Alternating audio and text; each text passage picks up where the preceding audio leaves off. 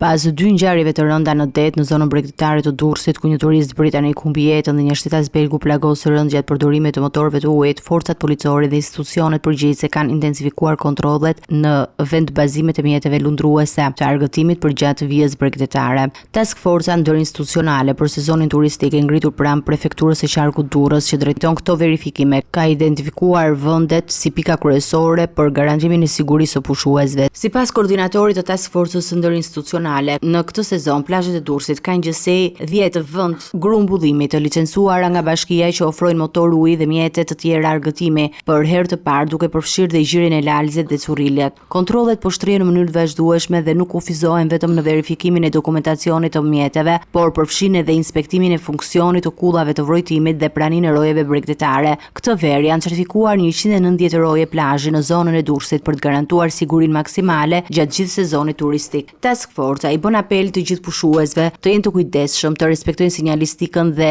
rregullat në fuqi për përdorimin e mjeteve lundruese, duke theksuar se në të dyja rastet tragjike të fundit motori i ujit ishin dhënë me qira nga subjekte të licencuara, që megjithatë kishin shkelur rregullat e sigurisë. Kontrollet do të vazhdojnë me intensitet gjatë gjithë verës me qëllim sigurimin e një sezoni turistik të qetë dhe të sigurt për pushuesit në bregdetin më të frekuentuar të vendit.